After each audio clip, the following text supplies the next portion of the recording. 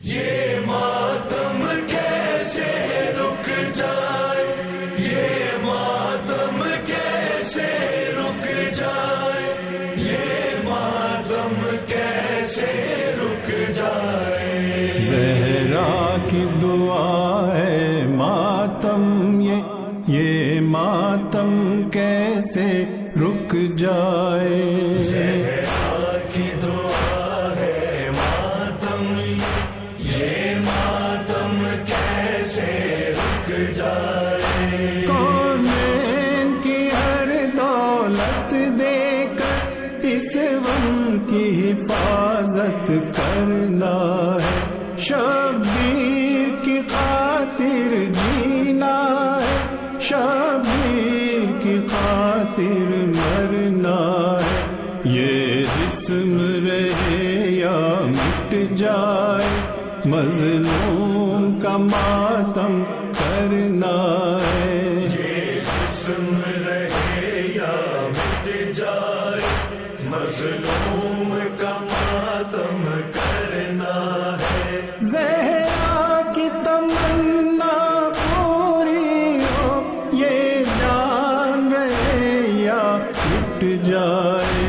زہرا کی دعا ہے ماتم یہ ماتم کیسے رک جائے۔ اس پرچم کی عظمت کے لیے عباس نے بازو دے ڈالے، اس پرچم کی عزت کے لیے غازی نے سہ دل پر بالے، اس پرچم کے مشکیزے سے لپٹے ہیں سکینہ کے أعوذ بالله من الشيطان الرجيم بسم الله الرحمن الرحيم إن الله وملائكته يصلون على النبي يا أيها الذين آمنوا صلوا عليه وسلموا تسليما اللهم صل على محمد وآل محمد وعجل فرجهم بسم الله الرحمن الرحيم روي عن فاطمة الزهراء سلام الله عليها قال دخل علي برسول الله صلى الله عليه وآله وسلم في بعض الأيام وقال لي يا فاطمة أجد في بدني ضعفا فقلت نعوذك بالله يا أبتا من الضعف فقال لي يا فاطمة ائتني بالكساء اليماني وغدني به قالت فاطمة سلام الله عليها فأتيته بالكساء وغطيته به وسرت أنظر إليه وإذا وجهه يتلألأ نورا كأنه البدر في ليلة تمامه وكماله اللهم صل على محمد وآل محمد وعجل فرجهم قالت فاطمة سلام الله عليها فما كانت إلا ساعة وإذا بولدي الحسن عليه السلام قد أقبل فقال السلام عليك يا أمه فقلت وعليك السلام يا قرة عيني وثمرة فؤادي فقال لي يا أمه إني أشم عندك رائحة طيبة كأن رائحة جدي رسول الله صلى الله عليه وآله فقلت نعم إن جدك تحت الكساء فأقبل الحسن عليه السلام نحو الكساء وقال السلام عليك يا جدا السلام عليك يا رسول الله أتعذرني أن أدخل معكم تحت هذا الكساء قال وعليك السلام نعم قد أذنت لك فدخل الحسن عليه السلام معه تحت الكساء اللهم صل على محمد وآل محمد وعجل فرجهم قالت فاطمة سلام الله عليها فما كانت إلا ساعة وإذا بولدي الحسين عليه السلام قد أقبل فقال السلام عليك يا أمه فقلت وعليك السلام يا قرة عيني وثمرة فؤادي فقال لي أمه إني أشم عندك رائحة طيبة كأن رائحة جدي رسول الله صلى الله عليه وآله فقلت نعم إن جدك وكان نائمني تحت هذا الكساء فدنا الحسين عليه السلام نحو الكساء وقال السلام عليك يا جدا، السلام عليك يا رسول الله يا من اختاره الله، أتعذرني أن أدخل معكم تحت هذا الكساء؟ قال وعليك السلام، نعم قد أذنت لك يا حسين. فدخل معهم الحسين عليه السلام تحت الكساء. اللهم صل على محمد وآل محمد وعجل فرجهم. قالت فاطمة سلام الله عليها فما كانت إلا ساعة وإذا بأبي الحسن علي عليه السلام قد أقبل، فقال السلام عليك يا بنت رسول الله، فقلت وعليك السلام يا أبا الحسن ويا أمير المؤمنين. فقال لي يا فاطمة إني أشم عندك رائحة طيبة كان رائحة عقيب بن عم رسول الله صلى الله عليه وآله. فقلت نعم وما ولديك نائمني تحت هذا الكساء. فأقبل علي عليه السلام نحو الكساء وقال السلام عليك يا رسول الله، السلام عليك يا من اختاره الله، أتعذرني أن أدخل معكم تحت هذا الكساء؟ قال وعليك السلام، نعم قد أذنت لك. فدخل علي معهم تحت الكساء. اللهم صل على محمد وآل محمد وعجل فرجهم. قالت فاطمة سلام الله عليها ثم أقبلت نحو الكساء وقلت السلام عليك يا أبدا، السلام عليك يا رسول الله، أتعذرني أن أدخل معكم تحت هذا الكساء؟ قال وعليك السلام، نعم قد آذنت لك. فدخلت معهم تحت الكساء. اللهم صل على محمد وآل محمد وعجل فرجهم. قالت فاطمة سلام الله عليها فلما اكتملنا جميعا تحت الكساء قال لا ويلام يا ملائكتي وسكانا سماواتي وعزتي وجلالي إني ما خلقت سماء مبنية ولا أرضا مدهية ولا قمرا منيرا ولا شمسا مضية ولا فلكا يدور ولا بحرا يجري ولا فلكا يسري إلا في محبة هؤلاء الخمسة الذين هم تحت الكساء. اللهم صل على محمد وآل محمد وعجل فرجهم. فقال أمين جبرائيل عليه السلام يا رب ومن تحت الكساء؟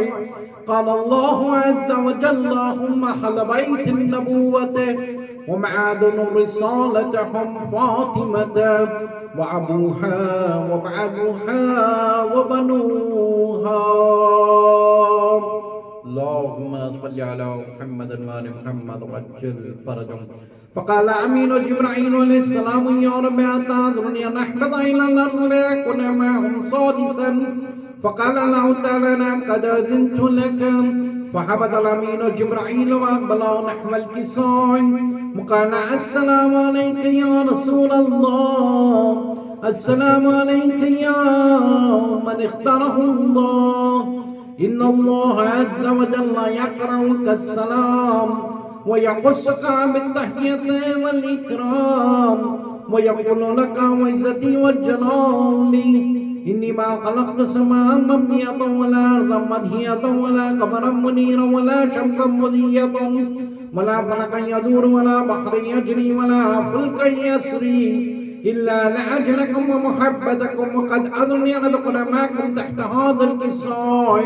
فهل تأذني أنت يا رسول الله أن أدخل معكم؟ فقال وعليك السلام، نعم قد أذنت لك.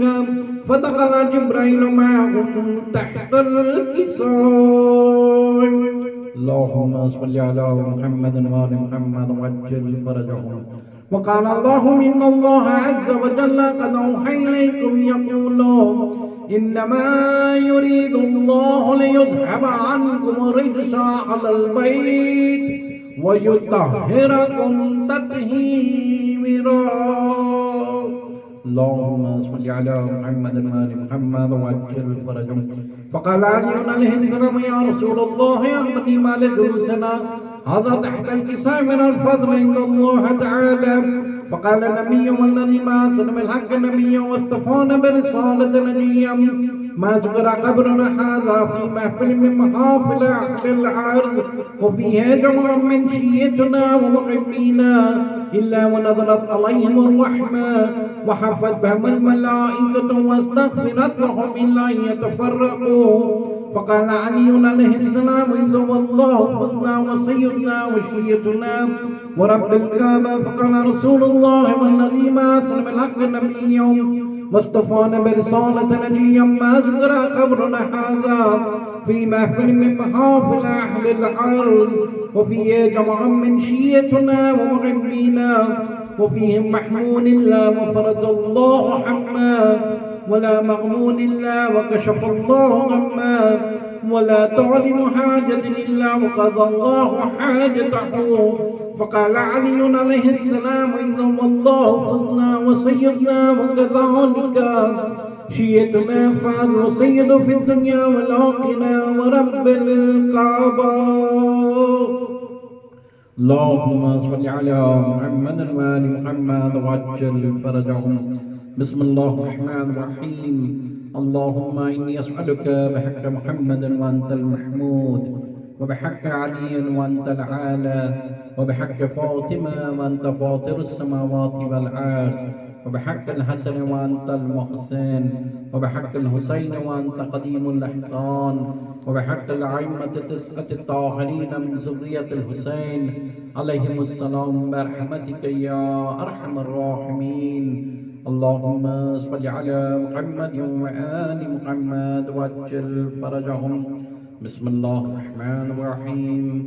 اللهم كل وليك الحجة ابن الحسن صلواتك عليه وعلى باغه في هذه الساعة وفي كل ساعة وليا وحافظا وقائدا وناصرا ودليلا وعينا حتى تسكنه أرزك طوعا وتمتعه فيها طويلا. اللهم صل على محمد وآل محمد وعجل فرجهم. سلوات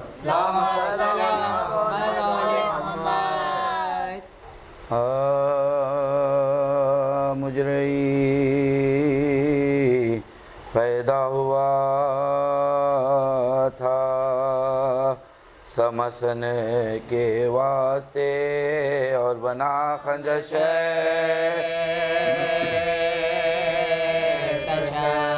اور بنا خنجش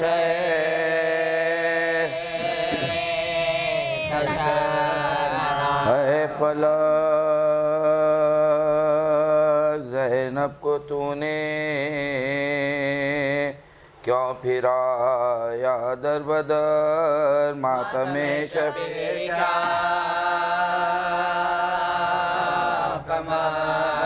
ماتم شبیر کیا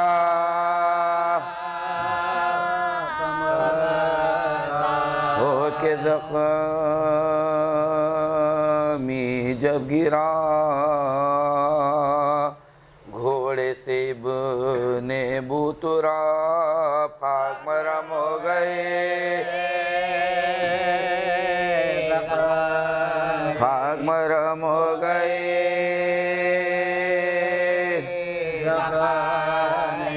جس گھڑی بندنے لگا کنگنا تو حاطف نے کہا دست کبرا میں جگہ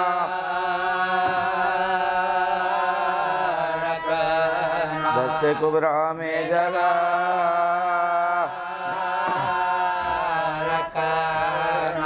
بے کفن تھا لاشیں نوشارن میں اے فلا منہ چھپانے کو نہ چادر منہ چھپانے کو نہ چادر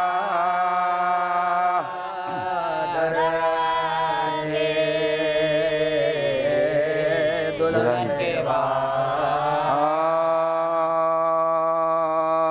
زخمی جورن میں خاصی میں گل پیرہنوا پیدا شانہ جوڑے سے رنگ کفن ہوا باغ جنا رسول کو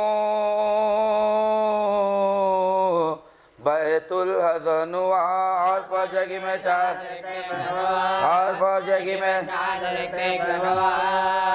گل تھا کہ رون ڈالا ہے لشکر کے باغ کو آغاز یا بجھا دو آغاز یا بجھا دو گھبرا گئے یہ سن کے صدا سرور انام عباس نامور سے یہ عزم کیا کلام لو بھائی جنگ ہو چکی خصہ ہوا تمام آیا سویتی میں ہم شکل مصطفیٰ کو بلا لو پکار کے مانگو دعا ذروں سے مانگو دعا ذروں سے یا رب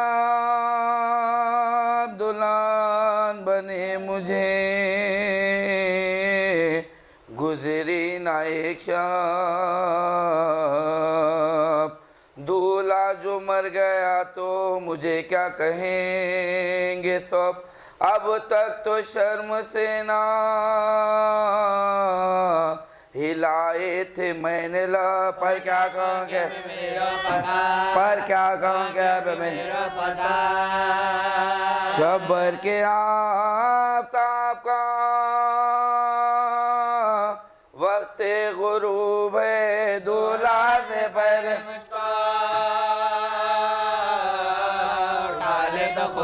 دولہا سے پہلے تیرے کے پھول بھی ابھی سوکے نہیں ہیں جو آ گیا پیام رنڈا پہ قیا الہ یہ عقد تھا کہ موت تھی ماتم تھا یا کہ بیا بعد اس کے ہوگا خلق میں کیوں کر میرا بعد اس کے ہوگا خلق میں کیوں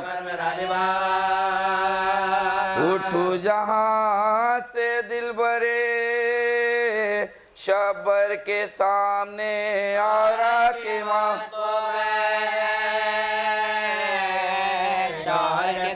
عورت کی ماں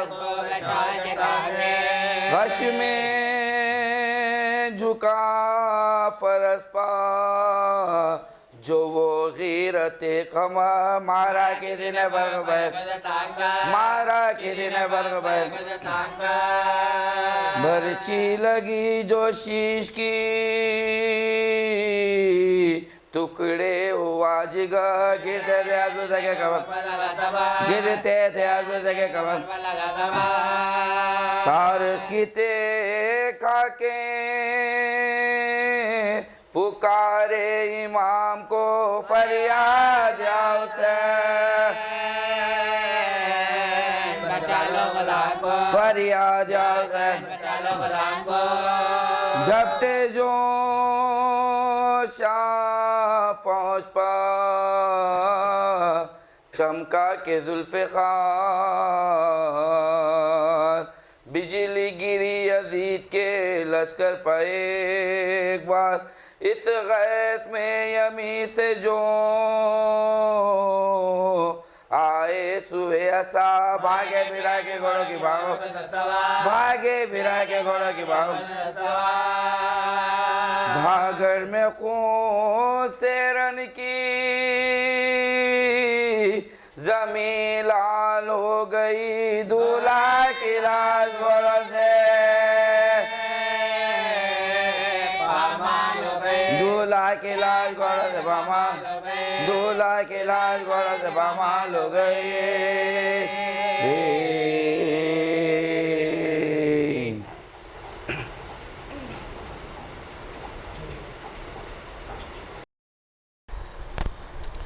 فاتحہ اللہم صلی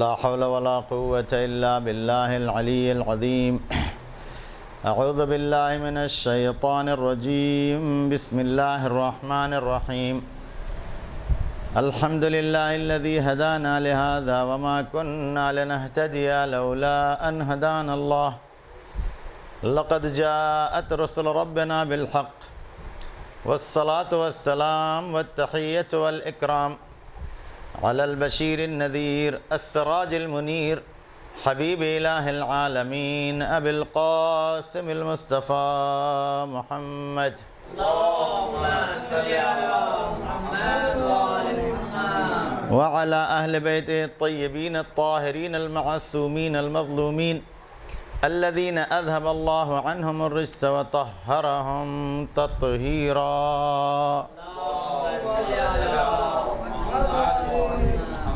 لا سيما الإمام المبين بقية الله في الأراضين الحجة الثاني عشر المهدي المنتظر ولعنة الله على أعدائهم أجمعين من يومنا هذا إلى قيام يوم الدين رب اشرح لي صدري ويسر لي أمري واحلل عقدة من لساني يفقه قولي أما بعد فقد قال سبحانه تبارك وتعالى في كتابه المجيد وفرقانه الحميد وقوله الحق بسم الله الرحمن الرحيم ذلك الذي يبشر الله عباده الذين آمنوا وعملوا الصالحات قل لا أسألكم عليه أجرا إلا المودة في القربى صلوات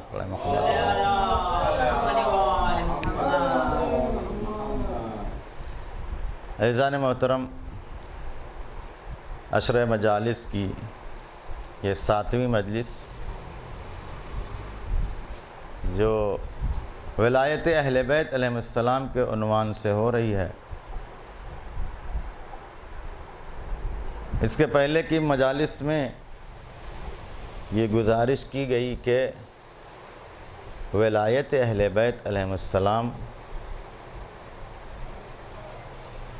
ہر چیز کی اصل اور اساس ہے، اور زیادہ تفصیل میں گئے بغیر یہ بات گزارش کر دی گئی کہ یہاں پر ولایت اہل بیت علیہ السلام سے مراد جو ہے وہ حق سرپرستی، حق تصرف، صرف یہ نہیں کہ ہمارے تعلقات ہیں، ولایت کے بہت سے معانی ہیں، لیکن یہاں جو موضوع جس کو ہم نے قرار دیا ہے اور جو مراد ہے ولایت سے، کہ جس کے اعلان کے لیے قرآن میں خود موجود ہے کہ اہتمام ہوا ہے اللہ و رسول کی طرف سے، اور یہ اہتمام ایک دن میں نہیں یا ایک دن کا نہیں ہے،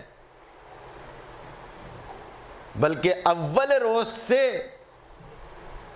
ولایت کا اہتمام اعلان تک اور اس کے بعد تک، یہاں تک کہ جب رسمی طور پر باقاعدہ غدیر کے میدان میں 1.25 لاکھ حاجیوں کے درمیان مولا کائنات کی ولایت کا اعلان ہو گیا، تب دین کو تکمیل کی سند ملی.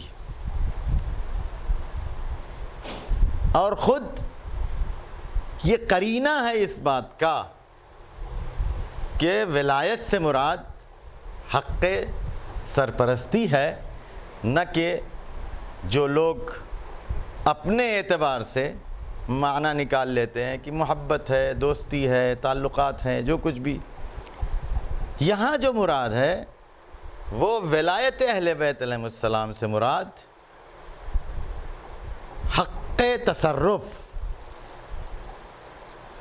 لیکن یہ انسان کا ایک المیہ ہے، کیونکہ انسان کو اللہ نے دونوں طرف جانے کی صلاحیت عطا کر کے بھیجا ہے، اچھائی کی طرف بھی اور برائی کی طرف بھی. اور اس کا تذکرہ بھی قرآن میں کر دیا ہے، انا ہدیناہ السبیل اما شاکرا و اما کفورا. راستہ ہے سامنے آپ کے، آپ شکر کریں یا کفر کریں، آپ کے سامنے ہے. حق کبھی بھی پوشیدہ نہیں ہے، حق ہمیشہ ظاہر ہے. لیکن انسان کو جب اللہ نے اس دنیا میں خلق کیا ہے تو جبر نہیں ہے، اختیار ہے. اور اس اختیار کی بنیاد پر آپ چاہے حق قبول کریں چاہے باطل کو، اور دونوں کی طرف کشش ہے. انسان کھنچتا ہے حق کی طرف بھی اپنی عقل اور اپنے ضمیر کی بنیاد پر، باطل کی طرف بھی اپنی مادیت اور اپنے خواہشات نفسانی کی بنیاد پر. انہی دونوں کشمکش میں انسان کو اپنی ترقی کے راستوں کو طے کرنا ہے.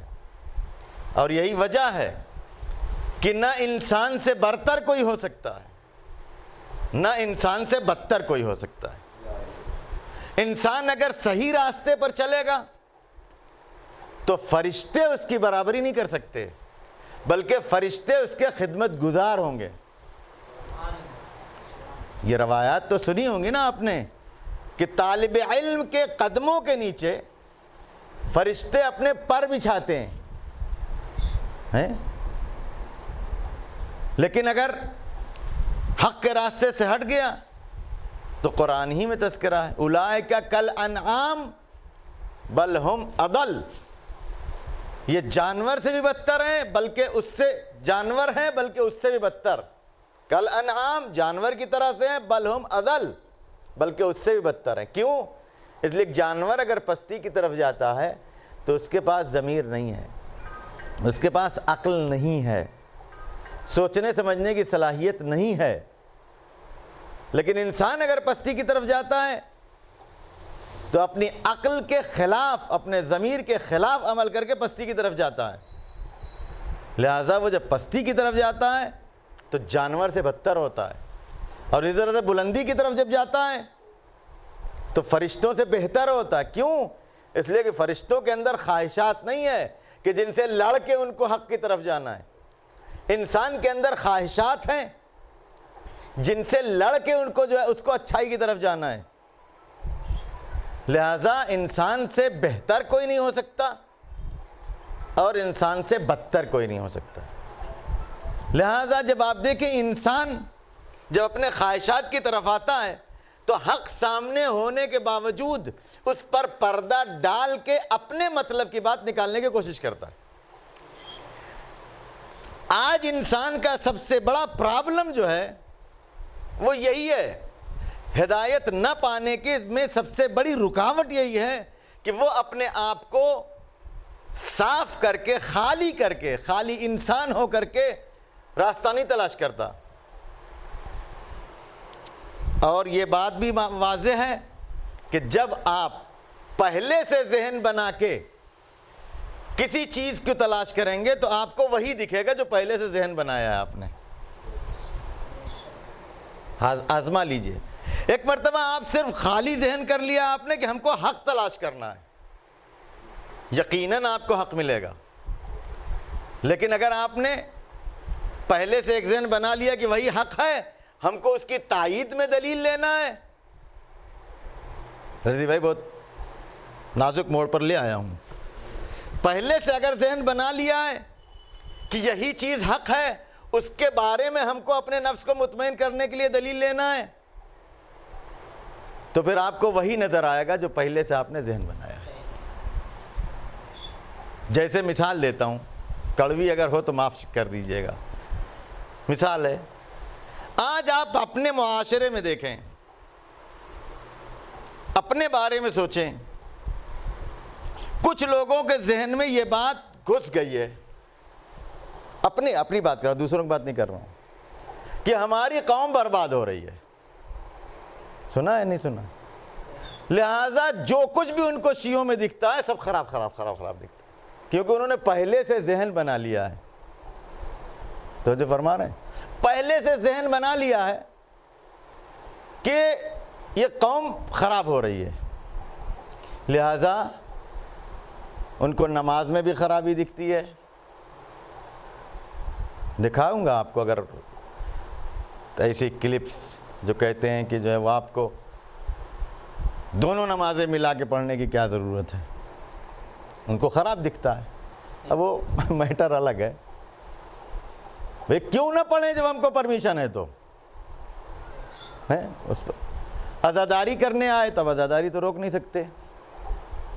لہذا عزاداری کی اچھائیاں کبھی ان کو, ایسے لوگوں کو کبھی وہ پہلو بھی اجاگر کریں جو عزاداری کے بینیفٹس ہیں, نہیں بیان ہوتا. کیا ہے بھائی؟ مثال آ گئی بات تو سن لیجئے. کتنے لوگ غریب پڑے ہیں, سنا ہوگا آپ نے. یہ جو آپ اتنا تبرک کھلا رہے ہیں وہ غریبوں کا راشن پہنچا دیجئے.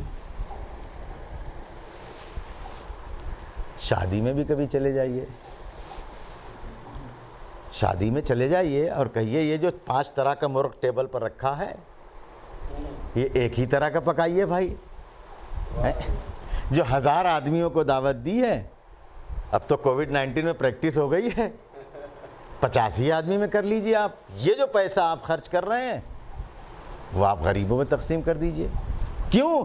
اس لیے کہ ان کو غریبوں کی وجہ سے ان کو یہ نہیں نظر آ رہا ہے. اگر غریبوں کے درد میں یہ ہوتا تو جہاں جہاں سے غریبوں کی مدد ہو سکتی ہوتی ان کی وہاں نظر پڑتی. لیکن پہلے سے ذہن بنا ہوا ہے ان کا عزائے حسین کے خلاف, تو ان کو یہ سارا درد غریبوں کی وجہ سے نہیں ہو رہا ہے, ذہن میں جو پہلے سے بنا رکھا ہے انہوں نے. اگر ایک دم آزاد ہو کر کے دیکھتے تب ان کو سمجھ میں آتا کہ عزائے حسین میں شریک ہونے والے کتنے ایسے ہیں کہ جو مجلسوں کی برکت سے اپنی غربت دور کرتے ہیں. کیوں؟ اس لیے کہ مجلسوں میں آتے ہیں تو ان کو غیرت پتہ چلتی ہے کہ ائمہ علیہ السلام نے ہم کو کیا درس دیا ہے. آقا جان, یہ مجلسیں اور امام حسین علیہ السلام کی قربانی کا جتنا احسان پوری دنیا ذرہ ذرہ مانے کم ہے. البتہ اگر کوئی اس کو خراب کرنے کی کوشش کرے گا تو اس کو اللہ کے ہاں جواب دینا پڑے گا. ایسا نہیں ہے کہ اللہ نے خلق کر دیا, ہاتھ باندھ لیا, آپ کچھ بھی کریں کچھ بھی نہیں ہوگا, ایسا نہیں ہے. اب اس میں وقت نہیں ہے کہ اس میٹر میں جایا جائے, تو نہیں تو اصل بحث رہ جائے گی. ایک صلوات پڑھیں محمد و آل محمد.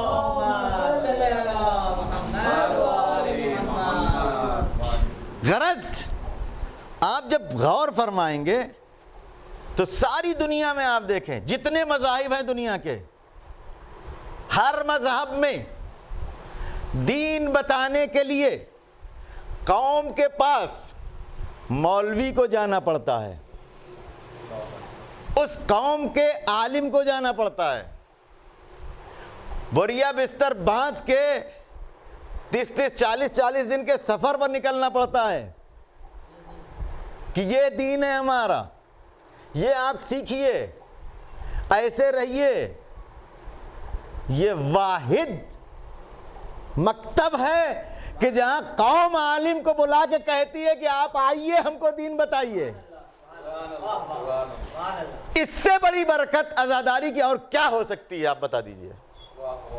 پورے جتنے بھی دنیا کے مکاتب ہیں سب کو دیکھ لیجئے. آپ جاتے ہیں لوگوں کو بلا کے بتاتے ہیں, پبلک کو راغب کرتے ہیں, لیکن یہ صرف آپ کا مکتب وہ ہے کہ جہاں پبلک عالم کو بلا کے کہتی ہے کہ آپ آئیے ہم کو دین بتائیے. یہ کس بنیاد پر ہے؟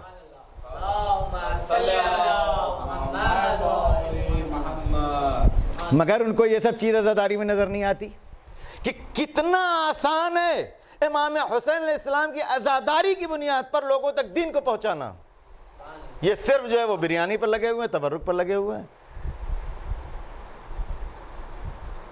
جبکہ آپ جب تجزیہ کیجئے گا جا کے, جو انسان مجلس میں تبرک کھلاتا ہے وہی انسان غریبوں کو بھی کھانا کھلاتا ہے, وہی کھلاتا ہے. آپ لیجئے.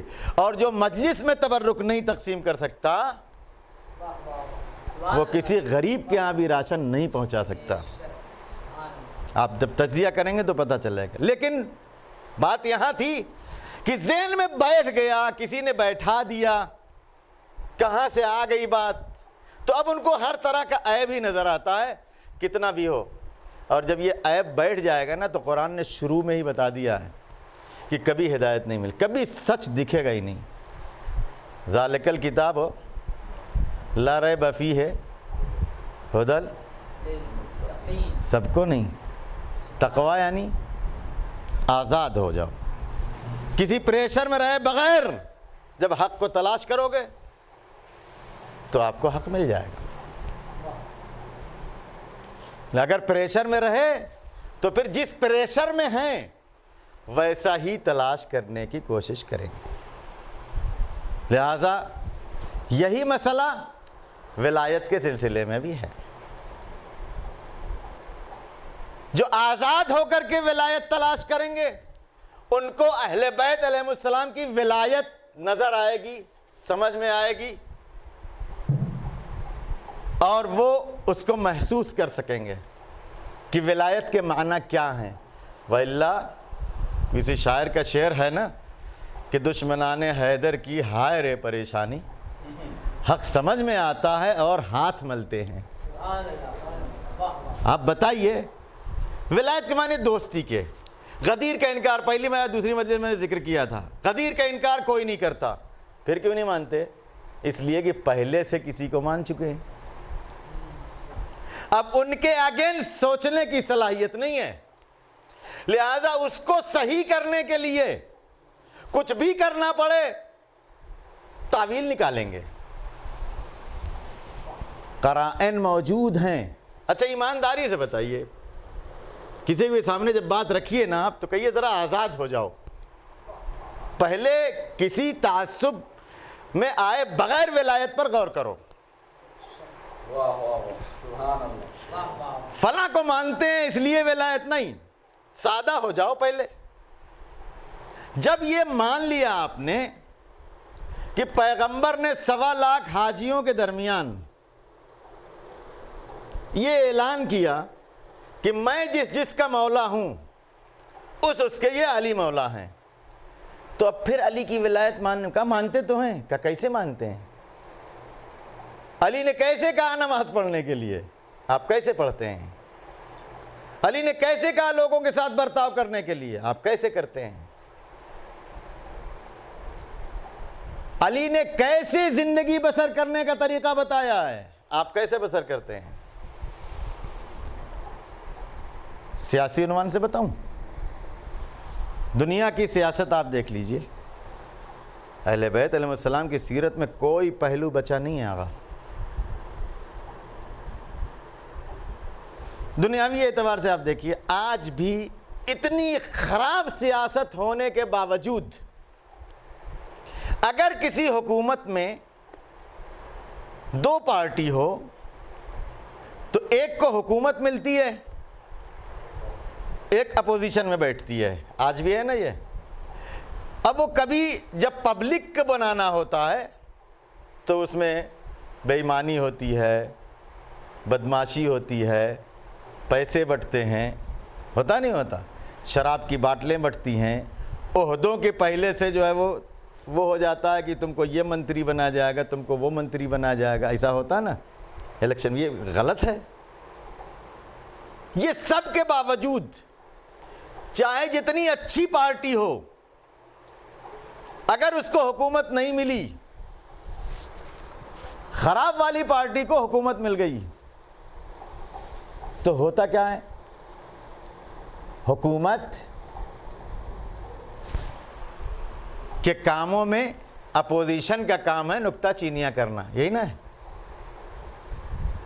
حکومت کے کاموں میں اپوزیشن کا کام ہے نکتہ چینی کرنا، اور اگر اپوزیشن نکتہ چینی نہ کرے، اعتراضات نہ کرے، تو حکومت کو لوگ برا نہیں کہیں گے، اپوزیشن کو برا کہیں گے، یہی ہے نا۔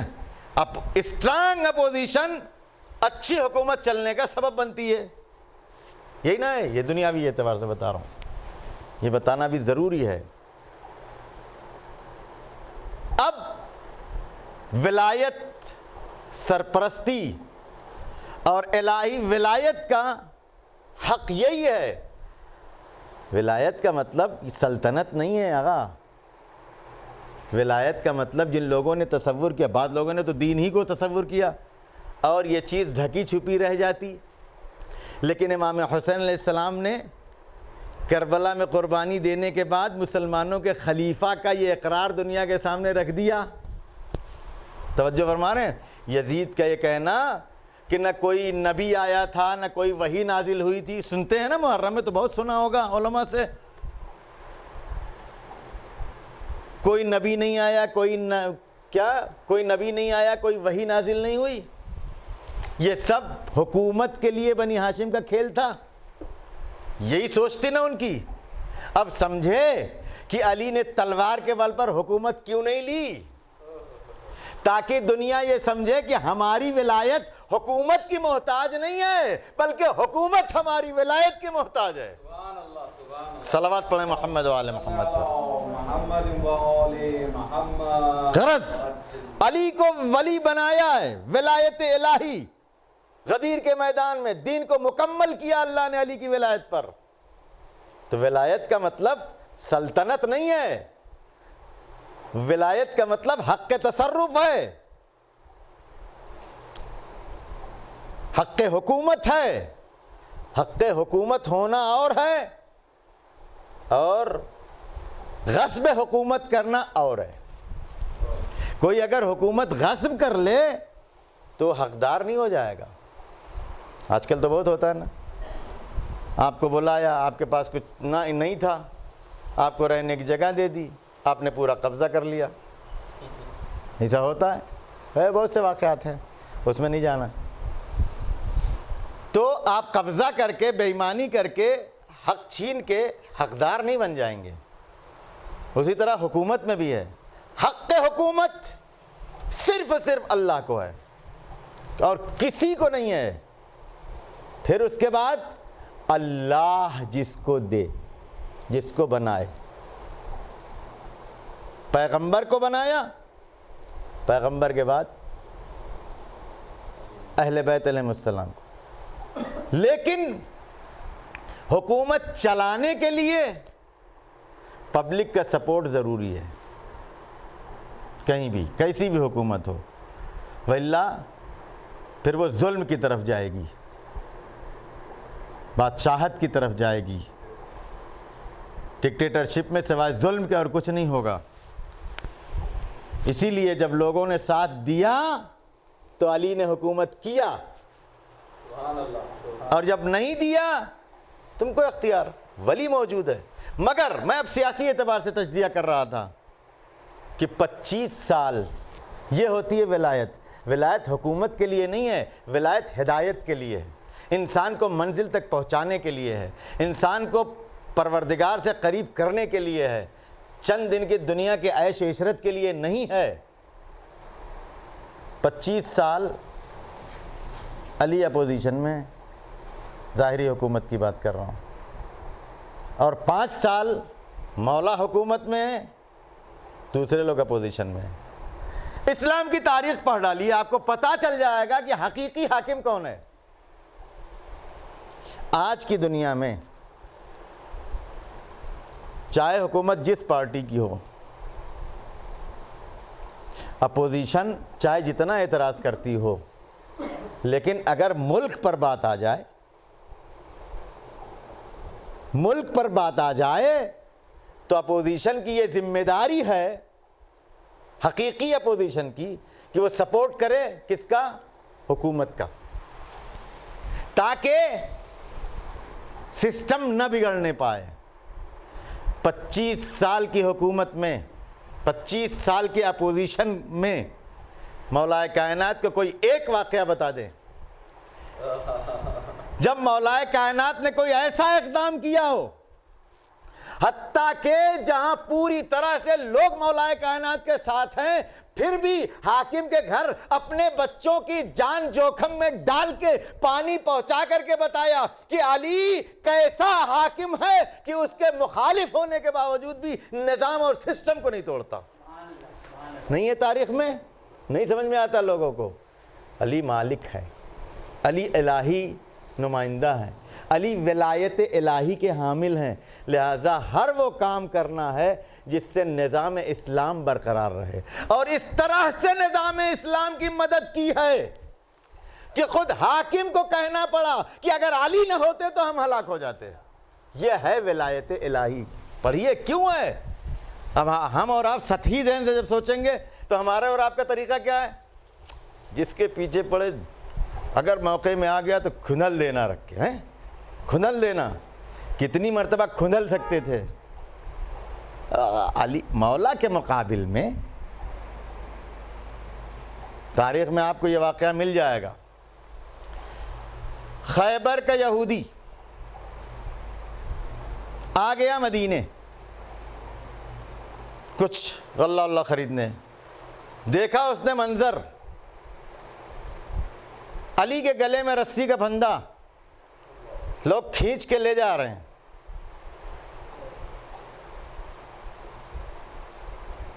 اس نے کیا کہا معلوم ہے؟ اشہد ان لا الہ الا اللہ، اشہد ان محمد رسول اللہ.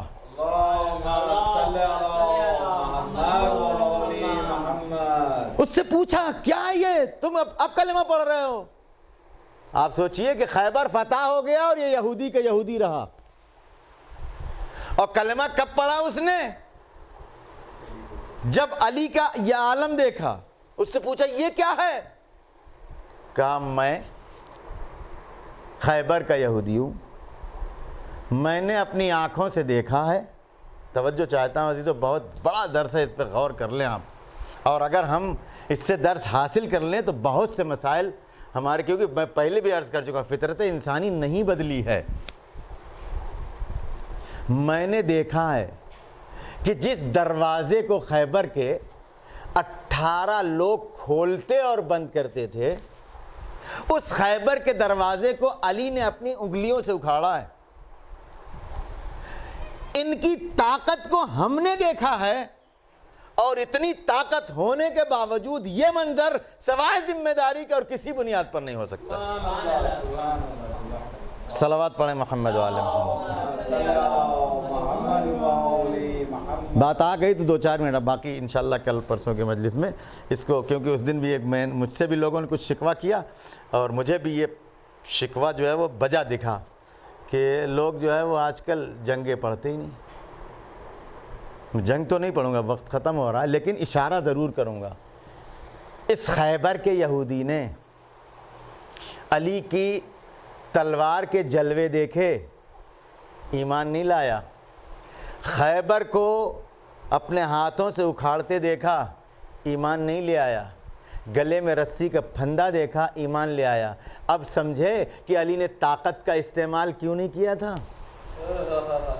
اس لیے کہ طاقت کے ذریعے سے سر جھکائے جا سکتے ہیں، دل نہیں جھکایا جا سکتا ہے، اور حق ثابت ہو جائے تو مظلوم کی طرف اللہ نے دل جھکا کے انسان کو پیدا کیا ہے۔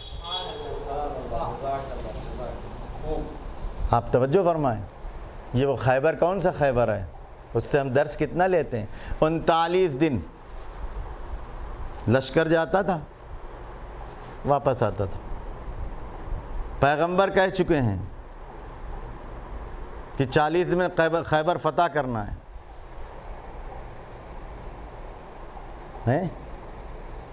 آپ بتائیں کسی بھی میچ میں اگر 40 اوور کا میچ ہے اور 39 اوور میڈن چلے گئے، ایک رن بھی نہیں بنا ہے، تو آخری اوور میں کیا امید رکھیں گے آپ؟ 40 اوور کا میچ تھا، 39 دن تک یہ ہوتا رہا کہ لشکر کہتا تھا سردار بھاگا، سردار کہتا تھا لشکر بھاگا۔ کبھی بال خراب تھی، کبھی بیٹ ٹوٹا ہوا تھا، کبھی پچ خراب تھی۔ آج کے زبان کے اعتبار سے متوجہ کرنا ضروری ہوتا ہے نا، آگا جو ہے ایک رن نہیں بنا۔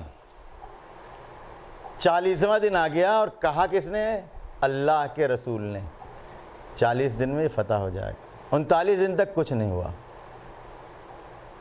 کل اس کو علم دوں گا، لَأُعْطِيَنَّ الرَّأْيَةَ غَدًا رَجُلًا، پہلی شرط ہے کہ مرد ہوگا۔ پتہ چلا کہ داڑھی موچھ سے مرد نہیں ہوتے، میدان میں ٹکنے والے کو مرد کہا جاتا ہے۔ کرارن غیر فرارن،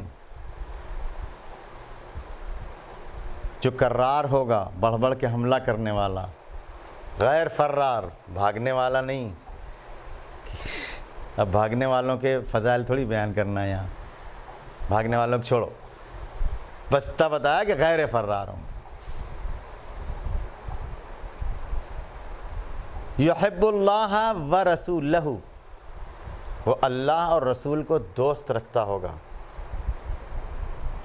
یحبہ اللہ و رسولہ، اس کو اللہ اور رسول دوست رکھتے ہوں گے۔ اب سمجھے؟ یہ سب پیغمبر ارشاد فرما رہے ہیں کہ صرف دعویٰ کرنے سے نہیں، عمل میں ٹکو گے تب پتہ چلے گا کہ کتنے بڑے دوست ہو۔ یہ خیبر بتا رہا ہے کہ دوستی کا دعویٰ زبان سے نہیں، میدان میں ٹکنے پر پتہ چلتا ہے۔ کل جو اللہ اور رسول کا دوست ہوگا اور اللہ اور رسول اس کو دوست رکھتے ہوں گے، وہ اللہ اور رسول کو دوست رکھتا ہوگا، اس کے ہاتھ فتح ہوگی۔ پلٹے گا نہیں اس وقت تک جب تک اللہ اسے فتح نہ دے دے۔ ہو گیا؟ تو بہت سے لوگ اب اس وقت کی کیفیت کو کیا بیان کریں، بہرحال رات بھر لوگ امید میں تھے عالم ملے گا ملے گا، پوری جنگ نہیں، بس اشارہ کرنا۔ صبح ہوئی، ناد علین، مولا بلائے گئے، علم مل گیا۔ وہ دروازہ جو 18 لوگ کھولتے اور بند کرتے تھے، وہ علی نے ہاتھوں پر یوں اٹھایا۔ تاریخ میں اس کے وزن وغیرہ بھی لکھے ہوئے ہیں، میں جلدی آپ کی خدمت میں عرض کرتا ہوں۔ یوں اٹھایا، ایمانداری سے بتائیے کہ یوں اٹھانے کا کیا مطلب ہے؟ یوں بھی تو اٹھا سکتے تھے۔ آپ کوئی بھی وزن اٹھائیے، وزن اٹھانے کے طریقے ہوتے ہیں،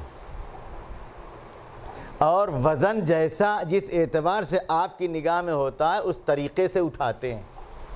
ایسے اٹھاتے ہیں، ایسے اٹھاتے ہیں، ایسے اٹھاتے ہیں۔ سب سے ہلکی چیز کو ایسے اٹھاتے ہیں۔ سب سے ہلکا وزن اٹھانے کا طریقہ یوں ہے۔ علی نے یوں خیبر کے دروازے کو اٹھا کے پل بنا دیا۔ لوگوں نے کہا یا رسول اللہ، آپ دیکھیں علی کے ہاتھ کو۔ پیغمبر نے کہا علی کے پیر کو دیکھو۔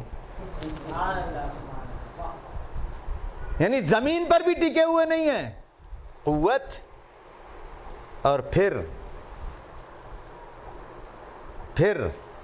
جو مولا نے بتایا ہے نا، آپ کو میں نے صرف درس کے عنوان سے اس کا تذکرہ کیا، اللہ جنگ پڑے تو گھنٹہ اسی میں لگے گا۔ مولا نے کیا کہا؟ کہ میں نے باب خیبر کو انسانی قوت سے نہیں اکھاڑا ہے، میں نے باب خیبر کو ربانی قوت سے اکھاڑا ہے۔ پھر میں نے کہا کہ پہلے سے جو ذہن میں طے ہے اس اعتبار سے سمجھ میں آئے گا آپ کو۔ بعض لوگ جن کو خدا سمجھ میں نہیں آیا وہ لوگ اسی جملے سے کہہ دیے علی رب ہے، علی خدا ہے۔ لیکن آپ غور فرمائیں، پہلے جو میں نے بتایا آپ کو کہ 39 دن تک لوگ کیا کہتے تھے؟ لشکر کہتا تھا سردار بھاگا، سردار کہتا تھا لشکر بھاگا۔ علی نے 40ویں دن کیا کہا کہ میں نے انسانی قوت سے قلعہ خیبر فتح نہیں کیا ہے، میں نے ربانی قوت سے قلعہ خیبر فتح کیا ہے۔ مطلب یہ ہے کہ ابھی تک جو لوگ جا رہے تھے لشکر سردار کے بھروسے جا رہا تھا، سردار لشکر کے بھروسے جا رہا تھا، میں اپنے پروردگار کے بھروسے گیا تھا۔ صلوات پڑھیں محمد و آل محمد پر۔ اور ایک نکتہ سنا دوں آپ کو یہیں اور زحمت آپ کی تمام کروں، باقی انشاءاللہ کل پرسوں میں جو ہے بہت سی باتیں ہیں۔ اس سے کیا درس ملا؟ اگر نبی معصوم تمام انبیاء کا سردار، جس کے لیے یہ سب جانتے ہیں کہ ساری کائنات اس کے طفیل میں خلق ہوئی، اس کے درمیان بھی اگر آپ رہے اور اللہ کو چھوڑ کے لوگوں کے بھروسے کام کیے تو کبھی نہیں ہوگا۔ صلوات پڑھیں محمد و آل محمد پر۔ کیونکہ یہ جواب بتا رہا ہے کہ لشکر جا رہا ہے سردار کے بھروسے، سردار جا رہا ہے لشکر کے بھروسے۔ علی نے کہا میں جا رہا ہوں اپنے پروردگار کے بھروسے، لہذا لشکر سردار کے بھروسے فتح نہیں کر پایا، سردار لشکر کے بھروسے نہیں فتح کر پایا، لیکن جو اپنے پروردگار کے بھروسے گیا تو اس نے فتح کر کے بتا دیا۔ درس نہیں ملا؟ آج ہماری زندگی کیا ہے؟ ولایت علی ہے؟ اگر ولایت علی ہوتی نا تو مولانا یہ نہ کہتے کہ قوم نہیں سنتی، اگر ولایت علی ہوتی نا تو قوم یہ نہ کہتی کہ مولانا نہیں پڑھتے، مولانا نہیں بولتے تو ہم کیا کریں؟ اللہ کے لیے بول، مولانا کے بھروسے نہیں۔ مولانا کو بولیے قوم کے بھروسے نہیں۔ پیغمبر کے ساتھ بھی رہ کر کے لوگ جب اللہ کو چھوڑ کے ایک دوسرے کے بھروسے رہے تو قلعہ خیبر فتح نہیں ہوا۔ ولایت علی یہ درس دیتا ہے، کوئی ساتھ دے یا نہ دے، اگر تمہیں اطمینان ہے کہ اللہ تمہارے ساتھ ہے تو تم بڑے سے بڑا قلعہ بھی فتح کر سکتے ہو۔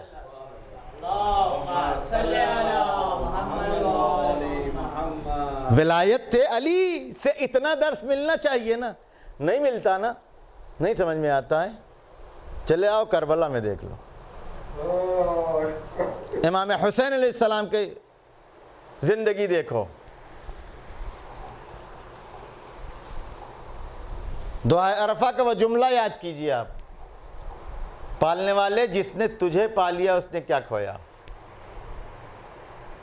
جس نے تجھے کھو دیا اس نے کیا پایا۔ یہ وہی ہے ولایت یا نہیں ہے؟ جس امام کے پاس جائیں گے ایک ہی ولایت ملے گی، جس نے تجھے کھو دیا اس نے کیا پایا۔ کربلا میں یزید کے پاس کل تھا، اللہ نہیں تھا، لہذا اس کے پاس کچھ نہیں تھا سوائے لعنت کے۔ حسین کے پاس کچھ نہیں تھا، حتیٰ کہ پانی بھی نہیں تھا، لیکن حسین کے پاس کل تھا۔ جس کے بعد سب ختم ہو جاتا ہے نا، جس کے بعد سب ختم ہو جاتا ہے وہ کیا ہے؟ ظاہری دنیا کی بات کر رہا ہوں، جس سے ساری دنیا ڈرتی ہے، جس کے بعد سب ختم ہو جاتا ہے وہ کیا ہے؟ موت۔ گلا کٹ گیا سب ختم۔ لیکن حسین نے نوک نیزہ پر قرآن کی تلاوت کر کے بتایا کہ دیکھو خدا ہے نا تو گلا کٹنے کے بعد بھی سب کچھ ہے، گلا کٹنے کے بعد بھی سب کچھ ہے۔ اور صرف حسین نے نہیں، حسین کے جتنے اصحاب و انصار تھے سب نے اپنی قربانی سے یہی درس دیا، اور ہم کو ہر حال میں یہ دعا کرتے رہنا چاہیے کہ پالنے والے ہم سب کو اصحاب و انصار حسین علیہ السلام کے قدموں کے خاک کے برابر بھی اسی زمرے میں رکھ، انہی کے ساتھ رکھ، نہ یہ کہ ان کے دشمنوں کے، لیکن اس کے لیے ہم کو ان کی ولایت قبول کرنا پڑے گی اور ان کی ولایت اپنے عمل میں، عقیدے میں اتارنا پڑے گی۔ اصحاب امام حسین علیہ السلام کربلا میں انہوں نے بتا دیا کہ ان کی نگاہ میں موت کی اہمیت نہیں ہے، ان کی نگاہ میں امام کی مرضی کی اہمیت ہے، امام کیا چاہتے ہیں۔ کتنا عظیم سے عظیم موقع آیا مصیبت کا، کسی ایک کو آپ دیکھیں، جنت کی لالچ، جہنم کا خوف، در امام حسین وہ ہے نا آغا، در امام حسین علیہ السلام وہ ہے کہ جہاں آنے کے واقعی طور پر یہاں سے منسلک ہونے کے بعد نہ جنت کی لالچ رہ جاتی ہے نہ جہنم کا خوف رہ جاتا ہے، اور یہ اصحاب امام حسین علیہ السلام نے کربلا میں اپنے عمل کے ذریعے سے بتایا ہے۔ آپ غور فرمائیں، کربلا میں امام حسین علیہ السلام نے جب سب کو محضر شہادت بتا دیا اور سب کو جانے کی اجازت دے دی، چراغ گل کر دیا، بیعت اٹھا لی، اس کے بعد بھی نہیں جانے والے نہیں گئے، تو مولا نے سب کو جنت کا مقام دکھایا۔ پہلے نہیں دکھایا، پہلے معرفت کی بنیاد پر رکے تھے، لیکن اب مولا نے سب کو جنت کا مقام دکھایا۔ اس کے بعد پھر آپ سنتے ہیں نا کہ رات میں خیام اصحاب حسینی سے ذکر الہی کی ایسی صدائیں آ رہی تھیں جیسے شہد کی مکھی کے چھتے سے شہد کی مکھی کی آواز آتی۔ سنا ہے؟ اب جنت کی لالچ میں تو نہیں ہے نا، اب جہنم کے خوف میں تو نہیں ہے نا، اپنی آنکھوں سے جنت کو دیکھ لیا ہے، تو جو در حسین پر آ جاتا ہے اس کو نہ جنت کی لالچ رہ جاتی ہے نہ جہنم کا خوف رہ جاتا ہے، اس کی نگاہ میں صرف و صرف مولا کی مرضی کیا ہے، مولا چاہتے کیا، اجازت ہو اپنے ہاتھ سے اپنا گلا کاٹ دیں، اجازت ہو، جب تک اجازت نہیں ہوگی۔ یہی ہے ولایت اہل بیت، ان کی منشا، اپنی خواہش الگ، ان کے مقابل میں۔ آپ کو اس دن میں نے ذکر کیا تھا کہ جب اصحاب حسین کا نام امام حسین علیہ السلام نے ذکر کر دیا، جناب قاسم کا نام نہیں آیا، تو آپ نے سوال کیا، چچا جان میرا نام محضر شہادت میں نہیں ہے، یہ شوق شہادت ہو گیا، طے ہو گیا تھا نا شب عاشور۔ اب جب روز عاشور آیا ہے، کتنا اشتیاق ہوگا جناب قاسم کو میدان میں جانے کا، یقین ہے، معلوم ہے، لیکن یہ شوق ہے کہ کتنی جلدی ہم اپنے امام پر قربان ہو جائیں، یہ درس ہے جناب قاسم کا۔ لیکن ایسا نہیں ہے کہ بغیر اجازت چلے جائیں، آ کے منتیں کر رہے ہیں، اجازت مانگ رہے ہیں، اجازت نہیں مل رہی ہے، اجازت نہیں مل رہی ہے۔ اب جناب قاسم پریشان ہے، جانتے ہیں، اس لیے جناب قاسم کو امام حسین علیہ السلام نے آغوش میں پالا ہے، بھائی کی نشانی ہے، جب دیکھتے ہیں بھائی یاد آتا ہے۔ اب جناب قاسم ملول ہیں، ایک مرتبہ ماں نے آ کے سبب پوچھا، کہا آقا اجازت نہیں دے رہے ہیں۔ ایک مرتبہ ماں نے یاد دلایا، بازو پر تعویذ بندھا ہوا ہے، جب مصیبت کا وقت آئے تو کھول لینا، یہ بابا کی وصیت ہے، اس سے بڑھ کر کے کوئی مصیبت کیسی آ سکتی ہے۔ کھولا، دیکھا اس میں امام کی وصیت تھی، کربلا میں امام کے اوپر قربان ہونے کے لیے خوش ہو گئے، لے کر کے وہ تعویذ امام کی خدمت میں پہنچا، آقا آپ اجازت دے دیجئے۔ مدت کے بعد بھائی نے بھائی کی تحریر دیکھی۔ عزیزو، مقاتل لکھتے ہیں کہ اس تحریر کے بعد جب جناب قاسم بابا کی تحریر کو وسیلے کے طور پر لے کر کے آئے، امام حسین علیہ السلام نے گلے سے لگا لیا اور اتنا گریہ کیا کہ ظاہری طور پر غش نظر آ رہا ہے۔ اب زینب کی مصیبت سے کوئی پوچھے، ایک طرف بھائی ہے، ایک طرف بھائی کی نشانی ہے، خیمے میں پانی بھی نہیں ہے کہ چھڑکے۔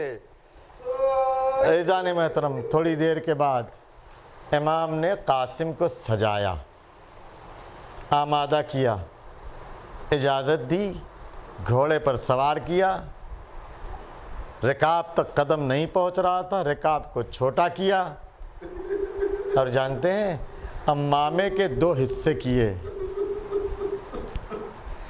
امامے کے دو حصے کیے، آدھا سر پر باندھا، آدھا گلے میں، آدھا چہرہ دکھ رہا تھا۔ شاید اسی لیے جب مقاتل میں جملے ہیں نا عزیزو کہ جناب قاسم جب میدان میں آئے ہیں تو ان کا چہرہ چاند کی طرح چمک رہا، چاند کے ٹکڑے کی طرح سے چمک رہا تھا۔ یہ جملہ کس کا ہے جانتے ہیں؟ یہ راوی جو دشمن کی طرف کا حمید ابن مسلم، وہ کہتا میں نے دیکھا خیمے سے ایک ایسا بچہ نکلا ہے جس کا چہرہ بالکل چاند کے ٹکڑے کی طرح سے دکھ رہا تھا۔ عزیزو، تصور کر سکتے، پڑھ سکتے، بول سکتے کہ جو قاسم دشمن کی نگاہ میں چاند کا ٹکڑا نظر آ رہا ہو، وہ ماں کی نگاہ میں کیا ہوگا، اور کس عالم سے ماں نے اس بیٹے کو جدا کیا ہوگا، لیکن امام پر قربان کرنا ہے۔ بھائی کی نشانی کو حسین نے، اس چاند جیسے قاسم کو حسین نے کیسے میدان میں بھیجا ہوگا۔ لیکن عزیزان محترم، حسین کی مصیبت سنیں گے، بس دو جملے آپ کی خدمت میں۔ جناب قاسم میدان میں آئے، جنگ کیا، بڑے بڑے پہلوانوں کو فنار کیا، اور جب دشمن نے یہ دیکھا کہ ارزق شامی جیسا پہلوان جناب قاسم کے سامنے نہیں ٹک سکا، تو جناب قاسم پر مل کر کے حملہ کر دیا۔ آپ جناب قاسم کی معصومیت کا اندازہ کون لگا سکتا ہے؟ 13 سال کا سن ہے، دشمنوں میں گھر گئے ہیں، ایک دشمن نے حملہ کیا، آپ زینے فرس سے زمین پر آئے۔ میں نے نہیں دیکھا ہے، ہو سکتا ہے، لیکن میں جہاں تک میں نے دیکھا ہے، کسی بھی شہید نے امام حسین علیہ السلام کو مدد کے لیے نہیں بلایا ہے۔ ہر شہید نے امام حسین کی مجبوری کو سمجھتے ہوئے کہا کہ آپ پر آخری سلام، لیکن جناب قاسم نے آواز دی، یا اماں ادرکنی، چچا جان میری مدد کیجئے۔ یہ سننا تھا۔ مقاتل کے جملے ہیں کہ امام حسین علیہ السلام تلوار لے کر کے ایک باز شکاری کی طرح سے اس قاتل جناب قاسم پر جھپٹے ہیں، اور دشمن کی فوج اس کو بچانے کے لیے جو دوڑی ہے، اس دوران جناب قاسم کا لاشا گھوڑوں کے سموں سے پامال ہو رہا ہے۔ جناب قاسم آواز دے رہے ہیں، چچا جان مدد کو آئیے، چچا جان مدد کو آئیے۔ میدان میں پورا غبار ہے، کچھ نظر نہیں آ رہا ہے۔ تھوڑی دیر کے بعد جب غبار بیٹھا، دنیا نے یہ دیکھا حسین قاسم کے زرانے بیٹھے، نعا پڑھ رہے، ارے میرے لال، تیرے چچا کے لیے کتنا مشکل مرحلہ ہے کہ تو اس کو مدد کے لیے بلائے، اب وہ تیری مدد کے لیے نہ پہنچ سکے، اور جب پہنچے تو وہ تیری مدد نہ کر سکے۔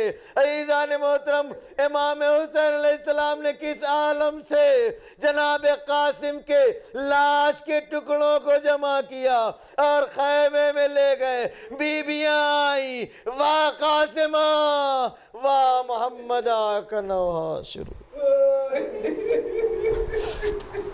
وسيعلم الذين ظلموا أي منقلب ينقلبون. بار اللہ تجھے واسطہ ہے محمد و آل محمد علیہ السلام کا، ہمارے اس مختصر سے عمل کو قبول فرما. ہم میں جو بیمار ان کو شفاء کامل و عاجل عنایت فرما، جو مقروض ان کو قرض سے سبکدوش فرما. ہم سب کی قلیل عزاداری کو قبول فرما. شہزادی کونین حضرت فاطمۃ الزہرا سلام اللہ علیہا کو ہم سب سے راضی و خوشنود فرما. عزاداران امام مظلوم کی نصرت فرما، ان کی حفاظت فرما. جو بھی بیمار ہیں اور جو بھی بالخصوص اس وبائی مرض سے کچھ لوگوں نے التماس کی ہے، دعا کی، پالنے والا تجھے امام حسین علیہ السلام کا اور شہداء کربلا کا واسطہ ہے، ان کو صحت کامل و عاجل عنایت فرما. اس وبا کو پوری دنیا سے امام حسین علیہ السلام کی عزا کے صدقے میں خاتمہ فرما. ہمارے امام کے ظہور میں تعجیل فرما. ہم سب کو آقا کے اعوان و انصار میں شمار فرما. یا حسین. سب خون میں تر ہو گئے، سب خون میں تر ہو گئے. ماں کہتی تھی رو کر قاسم تیری مہندی، تیرا صحرا علی اکبر. قاسم تیری مہندی، تیرا صحرا علی اکبر. 18 برس پال کے کھویا تمہیں رن میں، ٹکڑوں میں بدن کٹ گیا قاسم تیرے رن میں. کس منہ سے وطن جائے گی، کس منہ سے وطن جائے گی بیٹا تیری مادر. قاسم تیری مہندی، تیرا صحرا علی اکبر. قاسم تیری مہندی، تیرا صحرا علی اکبر. ہوتا ہے جوان لال تو دن پھرتے ہیں ماں کے، تم دونوں نے کھائے ہیں مگر زخم سنا کے. ماں پھرتی تھی اب ٹھوکریں، ماں پھرتی تھی اب ٹھوکریں کھاتی ہوئی در در. قاسم تیری مہندی، تیرا صحرا علی اکبر. قاسم تیری مہندی، تیرا صحرا علی اکبر. وہ چاند سا سینہ، وہ سینہ زہر میں ڈوبی، وہ پھول سے ہاتھوں پہ سجی خون کی مہندی. انسان تو کیا ٹوٹ گئے، انسان تو کیا ٹوٹ گئے، رونے لگے پتھر. قاسم تیری مہندی، تیرا صحرا علی اکبر. قاسم تیری مہندی، تیرا صحرا علی اکبر. ایک پھول تھا شبیر کا، ایک چاند حسن کا، ماں بہنوں کا ارمان تھا دونوں کی دلہن کا. ارمان مگر رہ گیا، ارمان مگر رہ گیا سب خاک میں مل کر. قاسم تیری مہندی، تیرا صحرا علی اکبر. قاسم تیری تیرا صحرا علی اکبر. ایک لال تھا اور دوسرا بھائی کی نشانی, کم آ گئی اس نام پر دونوں کی جوانی. پیاس اپنی بجھانے گئے, پیاس اپنی بجھانے گئے دونوں لب کوثر. قاسم تیری مہندی تیرا صحرا علی اکبر. قاسم تیری مہندی تیرا صحرا علی اکبر. قاسم کا بدن اور علی اکبر کا کلیجہ, شبیر نے دامن میں کچھ اس طرح اٹھایا, جیسے کوئی پھول رکھی, جیسے کوئی پھول رکھی حق سے چوم کر. قاسم تیری مہندی تیرا صحرا علی اکبر. قاسم تیری مہندی تیرا صحرا علی اکبر. کہتی تھی ماں خوب بھری میت سے لپٹ کر, ہے علی اکبر, ہے علی اکبر. کہتی تھی ماں خوب بھری میت سے لپٹ کر, ہے علی اکبر, ہے علی اکبر. ارمان تھا پہناؤں گی پوشاک شانی, افسوس کہ راس آئی نہ تجھ کو یہ جوانی. کیسا تھا مقدر, ہے علی اکبر.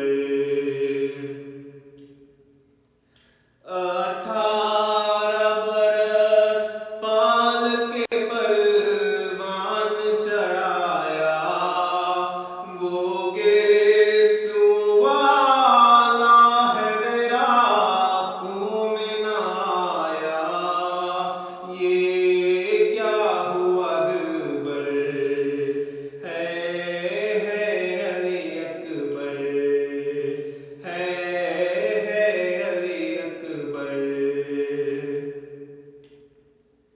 ماں تیری جدائی میں بھلا کیسے جیے گی, مر جائے گی صغرا جو خبر تیری سنے گی. اب کیا کروں دلبر, ہے علی اکبر, ہے علی اکبر. پہلے تو ایک آواز پہ اٹھ جا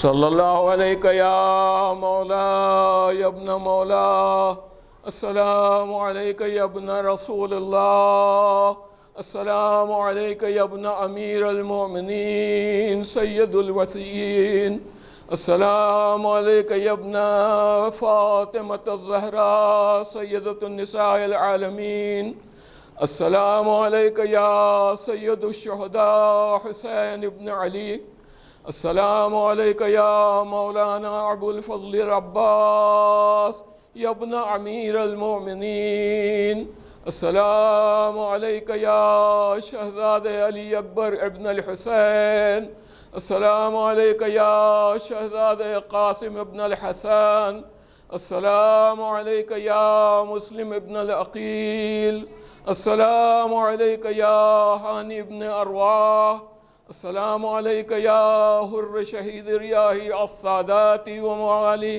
السلام علیکم ورحمۃ اللہ وبرکاتہ، صلی اللہ علیکہ یا مولا یا ابن مولا، السلام علیکہ یا غریب الغرباء، السلام علیکہ یا معین الضعفاء والفقراء، السلام علیکہ یا شمس الشموس وعنیس النفوس، الراضیہ بالقدر والقضاء، مولانا و مولا الکونین مولانا علی ابن موسی رضا، السلام علیکم ورحمۃ اللہ وبرکاتہ،